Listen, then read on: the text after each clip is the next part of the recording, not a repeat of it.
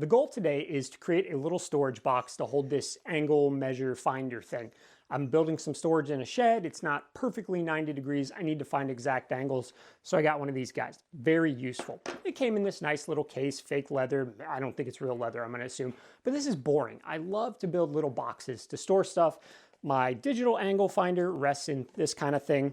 I've long sought out the best storage solution that doesn't involve having to pay for nice hinges. Crappy, cheap little hinges often bend over time. I don't love it. Normally that's led me to the sliding lid box. Love it, very cool. I want to try something different. So we're going with magnet embedded box top that just pops on and off. Ideally it'll be strong enough that if we were to tip it upside down, it wouldn't fall out. These are cheap magnets I bought off Amazon, so hopefully they're strong enough. We'll find out later. I'd like to get all of it out of this piece of roadside maple I found. I got home, it's got a bunch of little worm kind of things in it, but not in the aesthetically pleasing ambrosia way.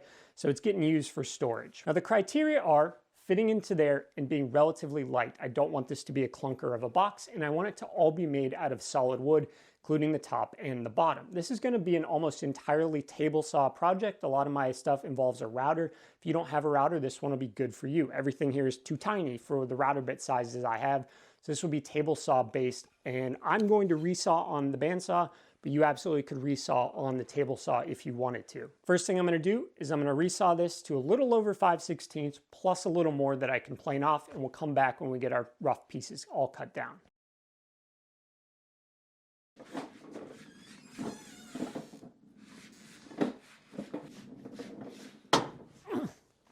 Good.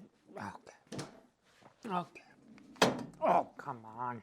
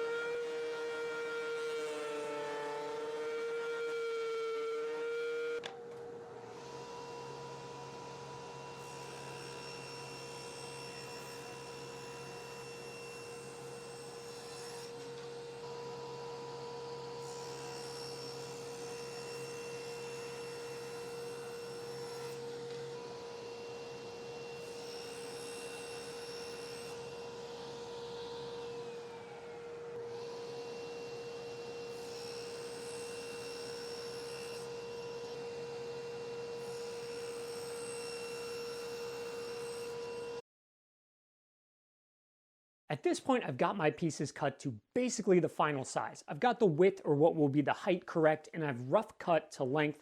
We're gonna do some miters on the end of these, and they are delicate when the pieces are this thin. I understand not everyone likes to do miters. I know they're hard. practice is how you get there. My miters now are significantly better than when I started because I do them a lot. You can do whatever joint you want on the end. You can even butt joint this and stick some nails through it if you want. One thing I did want to ask, does anyone know of a company that makes a tri-square like this, carpenter, rafter, whatever you want to call it, that's tiny, like 2, maybe 3 inches? A lot of times when I'm doing the layout for these, I like to mark where my 45s are going to be, and it is so awkward trying to hold this. It's just a 6-inch, so it's not huge, but like something a little tiny. If you know of a company that sells one that's 2 or 3 inches, let me know. I'm going to do the layout. We're going to go cut the miters, and then we're going to do the grooves for the top and the bottom.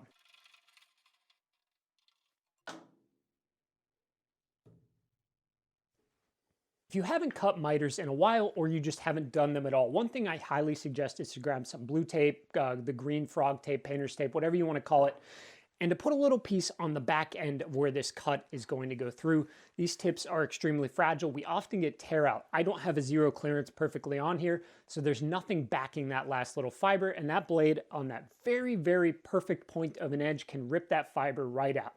I always put a little piece of blue tape on the bottom. The other method, and I don't do this often, I do it sometimes with super tear out prone woods, is to cut this a little too wide, and then do your miters, and then come back and just take a shallow rip cut off of either side, just shaving it off, and that will oftentimes clear up any tear out. Make sure if you do that, you put the miters facing down so that you do have the bottom of the miter facing on the bed, or else you're going to have the same problem. For this though, just take the tiniest little piece of tape. I don't know the physics of exactly how this works. I guess it tricks it into thinking there's another fiber behind. Just a little guy like this, hold it flush up against there. You come in and you just press it right up against there. We don't want that tape getting behind there and then offsetting our piece. So I like to do it while I'm holding this up against here just to be safe. I have a whole video about making perfect miters, or at least getting better at miters. Let me put it that way, no guarantees. But one thing I really like to do is to cut these as batches. Opposing sides need to be identical in length to each other. These two, front and back, have to match or else it won't close. It doesn't matter if you nailed 45 degrees on your blade. If one is shorter than the other, it will try to yank it out of position. So the way I like to do that is I like to come through with all 4 pieces, put one 45 degree on each of them, then I separate them, I set these aside. I then make the 45 degree cut on the other side of both of these at once, using a stop block clamped on to the sled. I really like the sled. You can use a miter gauge if you want. That ensures that there is no way these cannot be equal as long as we hold firm up against the stop block. Once those are done, I then come and do the other ones, and we at least eliminate that problem. Now, if you do cut your miters, there is another common problem that is harder to fix if you don't have milling machines, as in jointer planer, and that's if your wood isn't flat. And you'll notice it when you go to glue it up. If you glue up your miters and there's a gap in the middle, it looks kind of like that in the middle, it's because your pieces are cupped and there's just a hump kind of missing in the middle of the board and they won't meet up. That can be fixed, of course, with a little sawdust glue and a little kind of crimping, sanding together. If there is a gap on the top or a gap on the bottom but not on the opposing side, it's almost certainly because your wood is twisted and it's pulling in one way, which then is causing it to pull out the other way. Those can both be solved by having flatter wood. Not always possible to get wood perfectly flat, but the flatter it is, the better it is. If this goes through there and it's kind of twisted at all, you may have that blade at perfectly 45 degrees, but it's not going to be 45 equally across. One side will be a little high, one side will be a little low, and you get that gap. So do your best to get the flattest wood you possibly can, even if that's just when you're at Home Depot or whatever searching through those boards. It's going to leave you with better results, even if you don't have milling machines.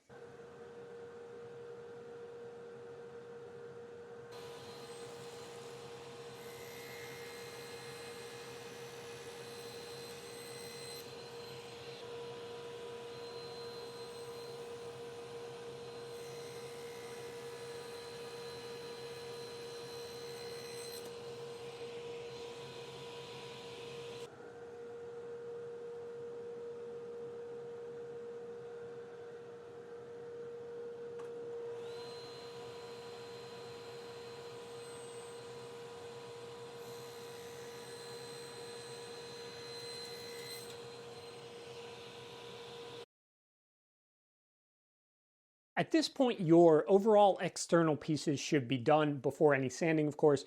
We've got them cut to length with the miters all done. We've got them cut to width, or if you need to shave a little off to get some tear out gone, go ahead and do that now. Otherwise, though, these need to be their final size at this point. we're going to do the grooves for the lid and the base. Now the way these boxes work is we actually have to glue the lid and the base in as one, and we will split it afterwards. So we can't kind of do the lid later like on a sliding lid box. It has to all be done before it's glued. When I make relatively fragile, dainty boxes, I want some kind of small, thin lid or base and or lid base for that because I don't want to take up a ton of room. Well, how do I get that? Well, some people will throw wood through the planer that's extremely thin. I find that super sketchy. I've had it shoot back out before. Some people have a drum sander. Perfect, they get a super thin piece. I like to use the table saw resaw to do this because it leaves a relatively clean face. This is the side that went through the saw with only minimal sanding required. Anyone who watches my channel or has watched some of my build videos knows I love to resaw on the table saw, mainly when I have pieces that are thick and I don't need them that thick and I don't want to spend forever running it through the planer and wearing my blades down. I will resaw off maybe just 1/8 of an inch and then only have to plane a 1/16, something like that. It leaves me with a ton of these relatively thin pieces that I save for boxes just like this. I'm going to use one of these for the lid and one for the base, and it will be a walnut lid and base. I think for the first time ever in my life, I'm going to actually choose the one with the sapwood on it, the walnut sapwood for the lid, because there's a kind of an interesting little match there. It could be a bad decision. It might not be. Now, because these are so thin, I can't do these at my router table, which I normally like to do. I find especially on small pieces, it's easier to control there, but you've got to use the table saw in this situation because I only have a 1/4 inch router bit. That's way too big. We're going to do our layout lines here to run these through the table saw. You only need to do them on one piece. Basically, we're deciding how thick of a lip to leave on the top and the bottom for where our groove will sit in. I generally like 3/32, something like that. I think 1 inch is a bit kind of thick aesthetically, and anything under 3/32, you're getting a little fragile and you got to be really careful. So 3/32, I'll lay this out and I will show you exactly what that looks like. Now the layout for this is relatively simple. If you are going to have a lip, meaning that remaining area on top and the bottom that is identical on both sides, you only need to lay out one piece essentially. If they're going to be different, you need to first go through and mark tops and bottoms so that when you get to the table saw, you don't have to think about it. You just know that one side is the top and one is the bottom so that you can cut them correctly. Now for me, I really like this Incra thing. Wen makes some similar ones. I've started getting some of these Wen measuring tools recently. I really like them for the price.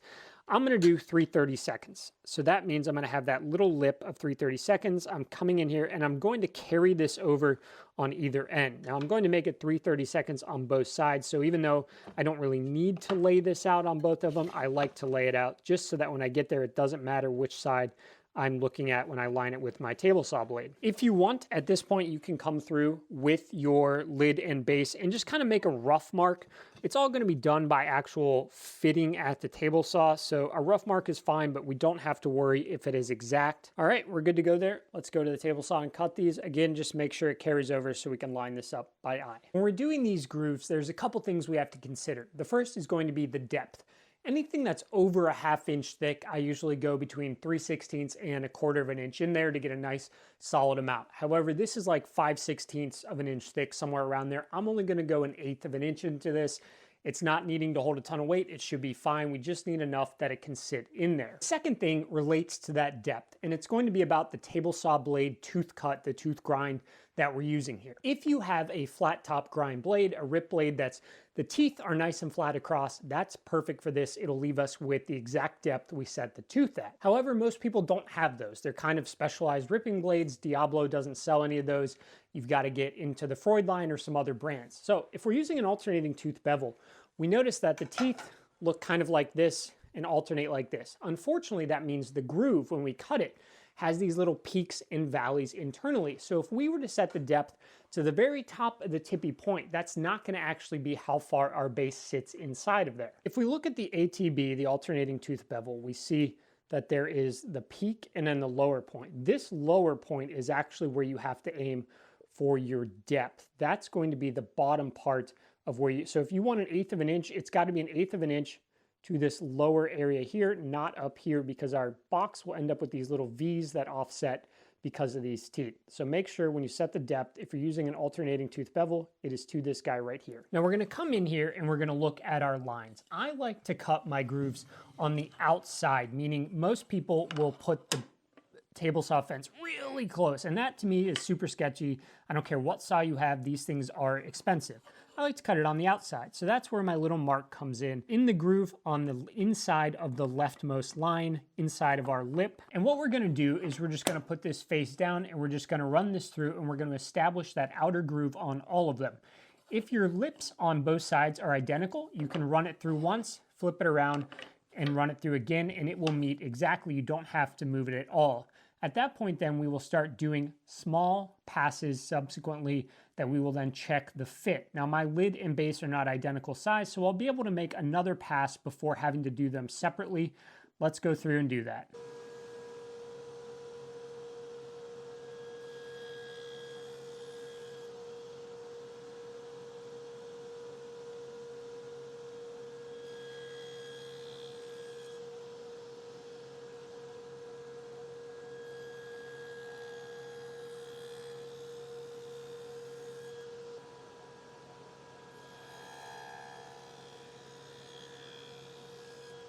Once we've got all of our initial cuts made, those are our outer boundaries. So we're gonna start moving inwards. And to do it like on this, when you're cutting on the outside, you actually need to move the saw towards the blade in a little bit to then move inside on the workpiece. So inwards equals inwards going the opposite direction. What we need to do is grab our lid and our base. We need to identify, are they the same thickness? If they are not the same thickness, we're going to take the thinner one. I guess that's the word I'm looking for, and we're gonna start there. For me, that's going to be my base. Now, I know that every cut I make for this, I can also make for the other side because this piece is thinner. So I can come back to this later. I can fit the base first, but also remove more material from the top, still being able to do our rotation. Now, if you'll notice, if you're using solid wood, thin wood loves to cup. Its favorite activity is to just cup in there, meaning that this can't be a perfect fit on the edge. It's got to be able to account for this cup. We can sand a little down the middle to sand that out, but it just loves to cup.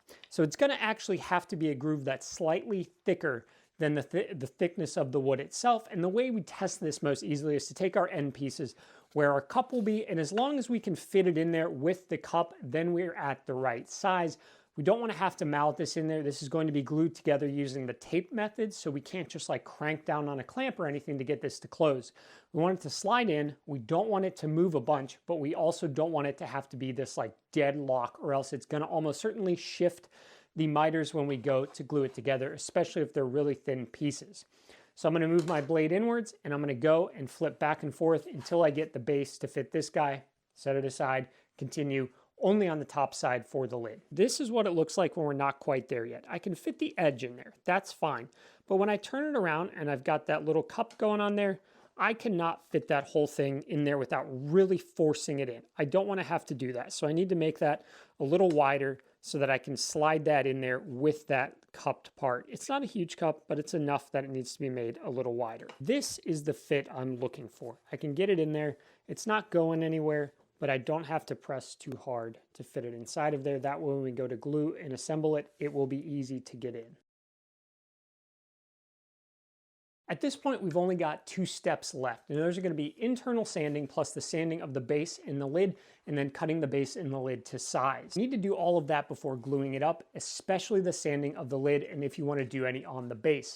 Once you glue these together, that lip makes it very hard to get into the tight corners to sand. It will just not be as even in those 4 corners as it will be along the top. I really like to sand and then cut my base and lid down to size. I noticed that if you use a random orbit sander, it very quickly can round these edges over, making them really thin, and then it'll be a kind of floppy and loose inside of there. It may not come out, but it'll have kind of a floppiness to it. We'd like to avoid that. So sand first, then trim down the edges to avoid that. When you are sanding internally on these, there's really only one thing you need to make sure you do, and that's remove an even amount from all the pieces. It's not going to necessarily mean that your miter can't glue up well. If you take too much off of one, it's going to look, especially from the top, like they've kind of slipped, because one will just be thinner and it will not line up evenly on the edge. It's mostly an aesthetic thing. It's not going to kill the glue up, but you're probably going to see it from above and wish that you'd taken an even amount off. So be relatively careful. This is shop storage for me, so I'm just going to do a basic amount of sanding. I'm not going to go crazy. We'll be back once I've got these cut and sanded, and we'll get the glue up done. We're almost there. We're going to then just split it, some magnets, we'll finish sanding, boom, finish, done. I just want to make one note when we are cutting the lid and base down to size. If you're using solid wood, we have to account for some expansion here. Now, expansion is a percentage, and while wood technically expands in all four directions, our biggest concern is going to be across the width. Since it expands as a percentage, the wider the board is to start, the more room you have to leave. On something relatively tiny like this, which is maybe 4 inches, give or take, we only need to leave about a 1/16 or a 32nd to a 1/16 of an inch in there. We're gonna pin it in the middle with some glue so that it doesn't flop around. That'll be perfectly fine. It can still expand to both sides. So make your marks by just setting this in here, making a mark at the bottom of all the way over on the groove, not the inside of the miter, but both far ends. And then pick one and subtract about a 1/16, a little under a 1/16 from that, and that's gonna be your cut line. That should leave enough room for expansion, not so much that it flops. We'll pin it with glue and it will fit perfectly.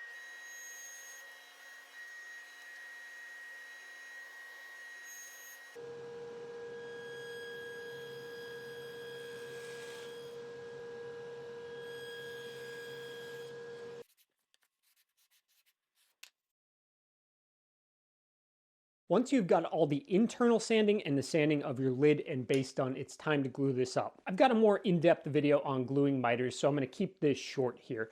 We're gonna need a few things: a small cup, water, some kind of water-soluble glue. I believe all three of the main Titebonds are, some blue tape or masking tape, something that's got a little stretch to it, isn't gonna rip wood fibers out. Blue tape is honestly, or just painter's tape in general, is perfect for this. And then all of our pieces and a little paintbrush if it's a tiny box, or you can go slightly bigger if it's a bigger box. We are going to be painting the glue and a diluted glue onto the end grain. Now, the basic order of operations here are to find something straight. That can be a straight edge. It can literally be a 6-inch ruler. We're going to line all of these up with the outside facing up, and I like to have the bottom facing away from me, just like that, all in a row. We're then going to go and put tape across each joint, pulling it taut. This is all done by having that tape hold everything together, so it needs to be tight. Do not be afraid to use multiple pieces of tape, and once I get it together, I like to go one whole way around too. We don't want this slipping. This is a vital part that these hold together. If they slip at all, which can happen, you will have to do some sanding on the bottom and top later to get it to flatten out. If we can get it correct from this spot, it's even better. If this is a box that is a rectangle and not a square, I really like to have one of the shorter ends on the right-hand side, and I fold left to right. I find it's easier to pull that side up than a longer side and have the box standing up. Personal preference, but that's just how I like to align it. And make sure you put tape on the end on the farthest piece. It's obviously not going to connect until the end, but you need to get it there now, or else it gets very awkward when you're trying to fold it up to get tape on there. Once we've got this all taped up, we can remove this straight edge, and we're just gonna flip this over delicately. If you've put enough tape, it should all hold together, and we'll just drop it down. We're now going to mix a roughly 2-to-1 ratio of glue to water, water to glue. So 2 parts water, 1 part glue. We want this to be thinner than syrup, but not water. That makes sense. Almost like a whole milk if you drank whole milk, or a little bit thicker than your standard 2% milk. We don't want it to just run right off, but we want it to absorb really quickly. The theory here is that we are pre-soaking the end grain so that when we put the normal strength glue on after that has sunk in, it will not all be pulled away. There's concerns with miters, and some people don't do this at all, so you don't have to, that when you apply the glue and you close it up, that the pores just straight up pull the glue straight in, and you don't have that glue wood to wood contact. In theory, this pre-fills those so that our remaining glue will only sit on the top areas of those fibers, equaling a stronger joint. We are now going to relatively carefully paint this watered down glue on there. Try not to get it all over the place. If you get it on the inside, you're gonna have to get it out before we close this. So whether that's a wet rag, I don't love that because then you have to sand anyways and it's gotta dry. I just go straight for wiping it off, sandpaper, wipe it again, finish with my final grit sandpaper, and that usually works. But just be careful and you won't have to worry about that. Once you have painted all of them, you're gonna wanna come back and you'll see this color difference between the areas that are wet and dry. You're gonna wanna make sure most of this looks at least somewhat wet before we apply the final glue. If it looks dry, there's a little more room to apply some more so that it sinks in. Once you've got all of that painted on, and it doesn't need to be perfect, we're just gonna paint on some regular glue. I highly suggest keeping some of it, or at least the bulk of it, away from this upper edge, these upper edges here. Only paint a very thin layer up there. As this closes, the more glue you have in here, it will close and want to squeeze it out to the inside. It's very hard to get glue out of corners and not leave any sort of mark behind. So I just highly suggest trying to avoid it. It's one of those things where over time you learn how much is enough. You can see I'm just very delicately putting some near the top, but I do not want any kind of blob there. Before you close it up, we are also going to make sure to put glue in the top and bottom of the short pieces, about a 1/2 inch, 3/4 of an inch from dead center. That way our box or our lid can still expand, but it's pinned in place so it doesn't rattle around at all. I would suggest having one piece of tape ready for that final corner when we go. We will also be applying more. We're going to take our lid, and because we flipped this over and the bottom is facing towards us, I like to place the lid with whatever side you want up in the top there. These are a little hard to align at first, but once you get two sides done, it works out okay. We place the bottom in, we've got them there. We're going to come left to right, and we're just going to fold this. Now push this over so that it sits in there, and we're going to fold over, holding it in there. If everything is cut right, it should correctly sit in there. Now you're going to kind of bring this up, and we are going to pretty forcefully pull that together. Use your finger if you need to make sure these align. And we are going to pull that over. We really want these lining up nicely. Go ahead and have a look, make sure everything looks like it is closing, although not much you can do at this point. We're going to apply that second piece of tape, and then I like to go once around and pull really tight as I'm doing it. If everything is cut correctly, it should not fall apart. Oh, yikes. As this is as if you were taping a package to send and you wanted that on there pretty tight. All right, now we just let it sit and dry. If this is relatively thin, I like to give it 24 hours. I like to give it 24 hours most of the time anyways, but at least 3 hours before you do anything else with it should give the glue enough time to set. And if you're going to do anything else with it, it should just be to go right to the splines to get those in there. I'm going to come back and do those tomorrow. Been a little under 24 hours later, I took this out of the tape. I'm extremely happy with it. There's always that moment of truth where you found out whether you did it right or not. This time I did it right, and that's awesome. There is one tiny little problem, and since we're doing splines, it does need to be cleaned up a bit. There is a little offset that I can feel with my finger between one of these corners here. Almost certainly when you're pulling the tape taut, if you at all angle it, it can shift them out. I can tell there's a little bit done here, so I need to flatten the bottom, and then of course the top will be slightly out. And the reason that's important is when we're doing splines, at least on this type of jig, we reference everything off of a stop block so that we can just rotate this around. If one side slightly kicks it out, and that's an over-exaggeration of how much, that spline will not be perfectly kind of centered. You may not notice it with the eye if it's slight enough, but if it's got any kind of decent offset on these ends here, you will be able to notice it, and it will bug you for a long time. All we need to do is take some sandpaper and get this nice and even and flat, and it will rotate around perfectly fine. I also like to do rough sanding to 150 on the outside now. If you have any squeeze out that's going to cause kind of a protrusion that again could kick it off of center.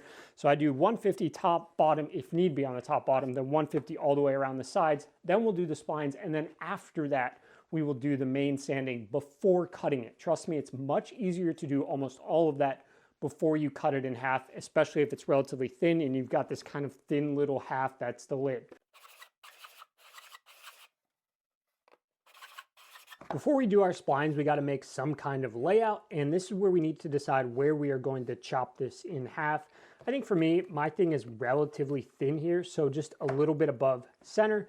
And in that case, I'm just going to do 2 splines. I'm going to come about a 1/2 inch down from the top and from the bottom. That'll make it really easy when we're cutting the splines to just rotate this around and not have to worry about it. You can do more complex. The only thing you have to do is note where yours is. If you are going to do more than 2 splines, you need to not only know where you're going to split it, you need to know what the kerf is going to be of that item. If, for example, you are using a table saw and it is like a Diablo, little over 3/32 of an inch, when you cut this, you are going to remove that. So the spline above will shift down by that much. So if you've got 3 splines equally offset, when you remove that, the top one will come closer to the middle one than the bottom one is, and it will be noticeably different. So offset it 3 30-seconds or whatever the kerf thickness is above, so that when you remove that and it drops down, they are then equal in alignment. Just be careful with that. I only have 2 quick notes here because this isn't a spline-based video. The first is that if you haven't done these in a long time, or you've never done them before, if you have a flat top grind blade where all the teeth are flat, that is going to be your number 1 choice. Number 2 is going to be a combo blade. Number 3 is anything alternating tooth bevel after that. It will just leave less of a gap the more flat teeth you have in there. If you have the alternating tooth bevel, much like the groove, there will be a tiny little V gap. It's not the end of the world, but you know, we'd like to not have that. Number 2 is going to be the height of your blade will determine 2 things. First, it will determine how far out the splines visually go. And number 2, it will determine whether or not you cut a hole in your box. This corner kind of piece right here, the thickness of this wood, is going to be our limitation of how high the blade can be, assuming we don't want to put a hole into our box and have it be visible from the inside. You have to be slightly below this at maximum, or else you will cut that hole. So double check. Sometimes it's very easy to raise the blade for alignment, forget to set it to its perfect height or the height you want aesthetically, and then accidentally go straight through. So make sure you double check before you turn that saw on.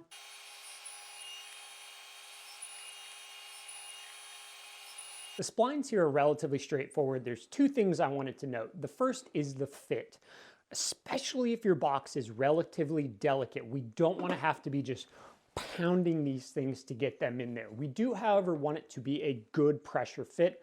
I like to judge by taking 2 thumbs to get it in there, and if I wanted to remove it, if I didn't put glue in there, I should have to wiggle it out. It should be enough of a pressure fit that we get that contact between the wood on both sides and the wood in the middle with the glue in there. Wood glue doesn't work as a space filler. It doesn't connect to things like epoxy does. It needs the wood to be contacting. So they do need to be tight, but maximum, maybe a modest mallet tap. You don't want to have to smash this thing. And then the second thing is when you glue them in there, you need to decide either to cut them flush right away, or you need to wait an hour at least for that glue to set. That's how I found to be kind of the maximal time. We don't want to have it sitting for 30 minutes and then kind of flush cutting it and maybe pulling a little bit. We either need to do it right away while that glue hasn't quite yet set, or we need to wait at least an hour or so for that glue to set. Either one, you can of course wait 24 hours, as always, to be totally sure.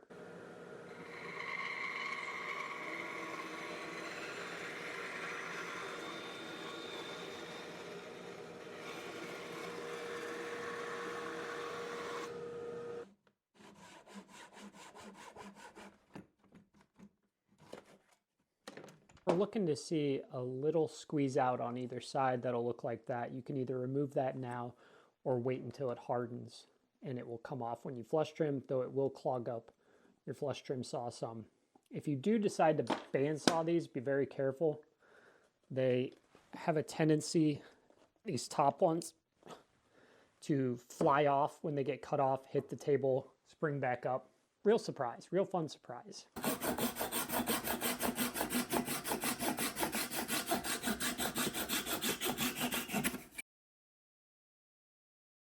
Once you have the splines flushed up, we have 2 options. One is to immediately split the lid right now, either using the table saw or the bandsaw or a handsaw or whatever method you want to do.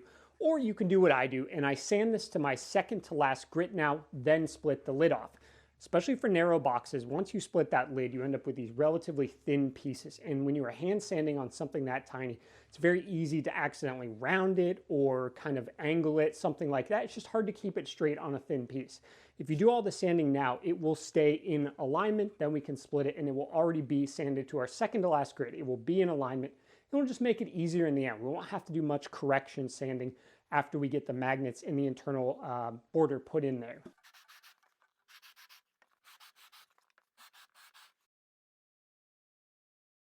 I'm going to split this on the bandsaw, but I know a lot of people don't have one, and if you've made it this far to the video, I assume you have a table saw. If you've never done this before, here is the process. The first thing we're going to do is decide where we are splitting this, and we're going to make a mark. Second thing we're going to do is we're going to raise the blade height slightly above the thickness of the wood. We're then going to line it up vertically such that whatever is the wider side, if you're not splitting it directly down the middle, usually the bottom, up against the fence. That will give us more reference surface to hold up against the fence as we push through. Now we are going to make this in 4 passes. I personally like to start with the small sides first because on the very final pass, it's going to fall off. The top will split off and it's awkward if your final pass is up high. It can sometimes clank the box a little bit on the corners. So I like to go through and I make 1 pass, 2 pass, and then I come through with 3.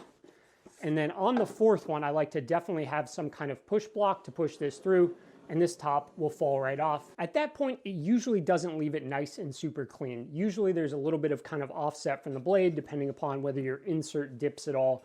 You're gonna have to do some flattening. On the bandsaw, you have to clean up the blade marks anyway, so either way, you almost always have to clean up the top and the bottom so they meet tightly.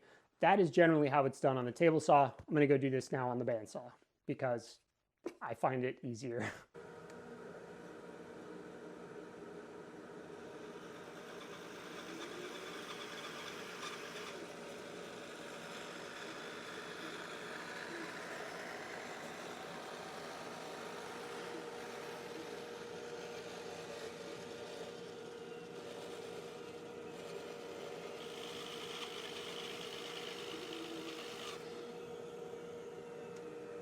That's always a bit of a nervy moment. There's really no undoing it if you screw up huge, other than like a lot of sanding. So hopefully yours came out well. We do need to get these flat and clean now though, because we need to know the final thickness height of this box internally. The best way to get these to align really nicely is to not have to rely entirely on your magnets being perfect.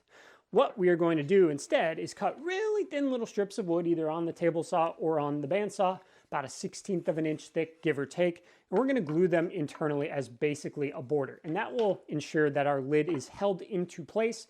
It's not going to like be super tight or anything, but it's going to ensure that if our magnets are slightly off, it can't move around to where the magnets are. The magnets will just pull it down, and it works out really well.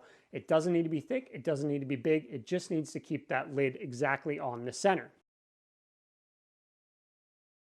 Now for making this internal border, we have a bit of a conundrum. We need this to be relatively thin because whatever thickness it is, we're going to lose that space internally ×2, one for each side. Most planers do not plane down to like a 1/16 or a 32nd of an inch, or at least not in a safe way. That means our best option here is to resaw it and then do something after resawing it to clean it up and then glue it in there. Okay, fine. 2 options for resawing if you have a bandsaw and a table saw. Bandsaw, upside, much less sketchy. Downside, super unclean back. You have to sand that out or it's just gonna be kind of rough on the inside. It doesn't look great.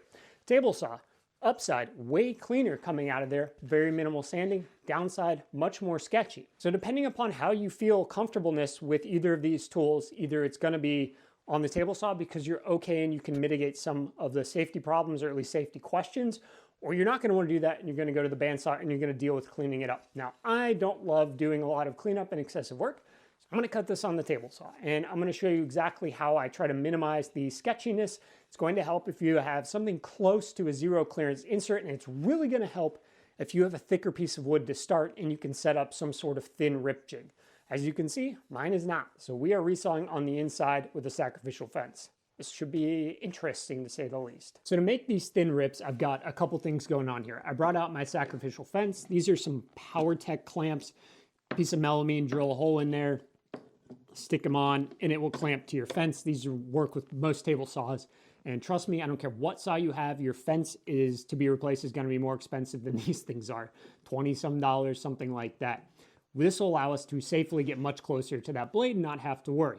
Now, I don't technically have a 0 clearance insert. It started out as one, then I used a full kerf blade, and now it's no longer 0 clearance with anything smaller than that, so my bad. But temporarily, we can use a piece of blue tape. This works best if what we're cutting is relatively light and thin so that it doesn't put pressure.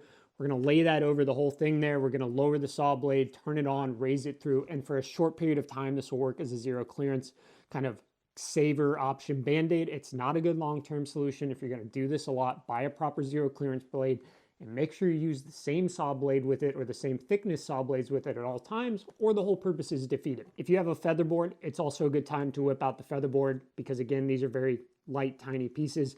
They will want to kind of wander. So if you have that piece as it's going in, being held in place, it's going to help.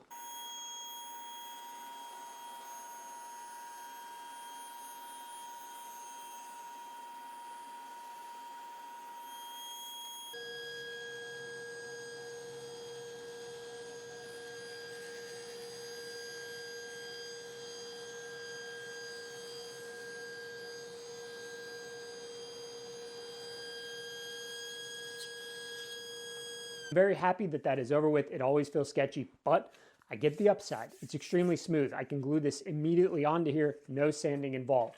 All we're doing here, remember, is preventing this top from moving anywhere if our magnets are not perfectly aligned above each other.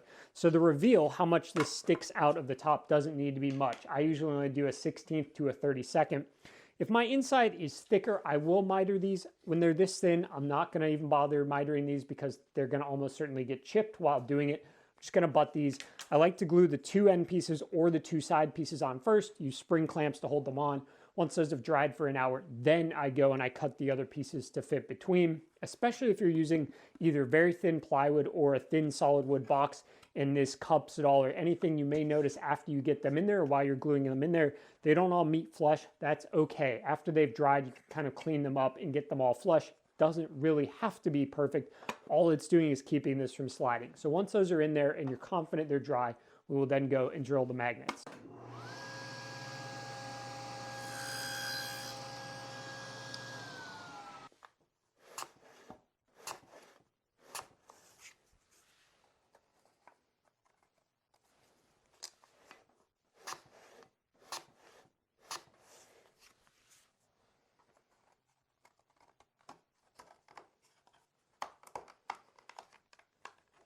One tip I have in gluing these up is to put your glue on the box itself, not on these. We don't want glue to spill out up and over, and we don't want it on that little part that is a reveal. So don't go crazy with this. If any comes out and over, you have to clean it up or chisel it out afterwards. That lid is going to be a very exact fit on there. In fact, we may even do a little rounding over on there so that it can sit nice and clean. If you get glue all over the place, you got a lot of work to do. At this point, you should have your border all glued on, and you're going to need to do a test fit. This should go on relatively easily. We only want the magnets to be the thing pulling this down. We want this to come off pretty simple once we break that bond from the magnets. If it's too tight, I guarantee there will eventually be a time where you pull this open and it's open sideways a little bit and whatever is inside will fall out. We want it to just kind of glide on and off. And if you're having trouble, it's sticking sometimes on really thin wood. When you glue it together and then you undo the tape, it's got a little kind of internal bend to it or an out bend, and it just sticks a little bit. All you really need to do is just slightly bevel that border just a little bit, and then slightly bevel the inside first 1/8 of an inch of this here. Do not touch the outside or you'll lose the crisp look. Just 2 little bevels that kind of meet each other so that they can slip on much easier. All this is doing is making sure it doesn't slide off left or right if our magnets are off. A couple quick things on the magnets here. First, if you do not already own magnets and you're going to buy some, I personally just bought cheap Amazon ones. There are nicer, stronger, more expensive ones. That's totally up to you. My only advice is make sure you buy some that match a drill bit you have, or you're buying a drill bit to match them. I wanted to be cheap. I ended up accidentally not paying attention and buying metric ones. Fortunately, I have a comical amount of drill bits that I can get close enough. I've always been able to get close enough in the past. And I actually like the hole to be not undersized, but basically exact to the point where I have to pound it in with a mallet because I only use super glue to hold it in. Never had any problems in the past. If you're worried, epoxy is a perfectly fine solution here. I think super glue is enough. I generally put just one in each corner on top and bottom, and they line up pretty well. If you are going to put something heavy in here and you worry you could ever overpower it by tipping it upside down, just go ahead and add 2 either side in the middle, and that certainly should be enough, as long as you're not storing like gold bullion in here, tungsten or something. We also want to make sure that when we drill, we have these magnets set slightly below. We don't want them exactly flush, because when we put glue in there, if it ends up filling up some volume and pushes the magnet above, we can't exactly sand a magnet lower, and we want these to close properly. So make sure your hole is slightly below. I highly suggest just doing some test runs.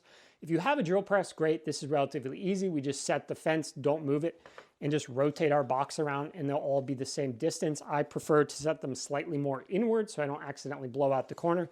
If you do not have a drill press, and I made one of these before I had a drill press, it worked, I still have it somewhere in here. One of these punches, these drill, I don't know what they're called, drill punches, $3 Harbor Freight. There are a million of them on Amazon. I usually see one called Nico, with like a red bulbous handle. There's a spring inside. You push it down, it loads the spring clicks, forcing this down, making a nice punch in your wood such that if you have just a twist drill bit, for example, but even a brad point, it will guide that bit in there so it can't walk away. If you do have brad points, really good time to whip them out and use them. It's going to help with your accuracy. So I'm going to get these drilled, we'll put them in there, and then basically just a little finish sanding on the outside, add the finish, and kaboom, bang, we're done.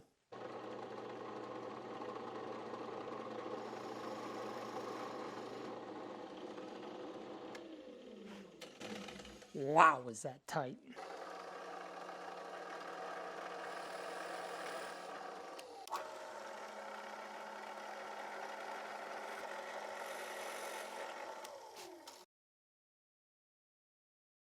Now, if it's been many years since you've worked with magnets, perhaps grade school even, there is one small thing that we have to remember before we start gluing these in. And it's that both sides of the magnet do not attract to both sides of the opposing magnet. In fact, there is only one side that will attract to one side of the other magnet. If we get this wrong, I assume you can tell immediately why we would have a big problem with a box that we would like to close. Now, I love me some magnets. That's just cool. But here's our problem. If I have these the wrong way, no matter how close I get, it's going to push it away. It is just the problem. But should I align them correctly, they will come together. These two individually align correctly. Pull them off in pairs like so. Put a Sharpie dot on both sides of them. Leave these pairs separated. Always glue the Sharpie dot down and you will have no issues. Do not just start pulling them off randomly from the stack and then trying to glue them in and then maybe getting one wrong. Your box will not close. One thing I highly suggest is taking your box in your hand, folding it open like this and putting it exactly like that. We're now going to very lightly with a pencil number all of our corners 1, 1, 2, 2, 3, 3, and 4, 4. However you want to do that, make sure that they are the right ones labeled. And this will make sure that in case we start twisting these around to put the magnets in, we always know when we have a pair of two magnets, one has to go in one, two and two, etc., etc. That way we never get them confused. I'm going to start out with number 1 here. I'm going to separate them just a tiny bit so that the magnets don't pull out and into each other. Generous portion of super glue here. All right, magnet 1. I've got my red dot, which will be going down. Going to align and somewhat delicately, but forcefully. Oh, boy, did I nail that. I was not quite sure that was going to be the right depth. And now we will just do the opposing side. Do not let these get too close to each other until that glue has definitely dried. We don't want them pulling out. Ooh, that may be a bit, oh boy, that's a bit much. Yikes. Ay, ay, ay, ay, ay. Oh, again, so lucky there that that was right. The magnets are all glued on. It's holding up super well. It holds my item perfectly. One small mistake was made. I may have, when dowel hammering them in there, accidentally kind of missed and cracked one of the miters a little bit, but it's fine. The spline is in there for that reason because they are relatively thin. So just be very careful when you are hitting those in there and make sure your hole is right. It was just me missing off to the side. Anyways, this is essentially done other than final sanding and putting some finish on. Make sure when you put your finish on that you wipe out any, maybe even air compress where those magnets are, because some may sink kind of around there and it will get nasty, gross smelling if you leave a bunch just sitting in there, and it'll take forever to dry and it'll get sticky and it's weird. So make sure you get that out of there. We'll come back when this is all done and wrap this up. Always love this moment. I think as woodworkers, we all love this moment. It's so satisfying to see that finish goes on there. But before you do that, put your signature on the bottom, add the year on there. I think it's always fun. Who knows if this will last or it'll end up in the trash or broken within a decade or less. But if somebody finds it in the future, maybe you've passed on and your grandkids find it, they'll get to know that you made this box. It wasn't something that was bought. It was something you made with your own hands.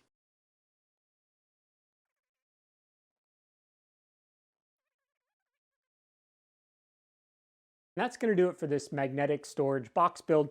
It holds exactly what I want. The magnets are strong enough. This little miter thing fits in there. There's only one mistake that was made. Well, two. Accidentally cracking one of the miters was unfortunate. But the bigger mistake, this was intended to hold this, and it was supposed to slide into this area right here next to this bevel gauge, which I don't use a ton anymore. And I thought I'd measured this all correctly, but I did not account for this large bulbous knob on the side. And they don't actually both fit in there because of that. So this is going to be placed along with other miscellaneous items down there. This box will sit in there. I know it seems a little weird to use nice looking wood for shop storage stuff, but I didn't have another obvious use for this. And you know, why not? It looks nice. Hopefully this has helped you. If you build your own, let me know. If you have any other different methods or additions or things you didn't like that you would do differently, let me know as well. Bye.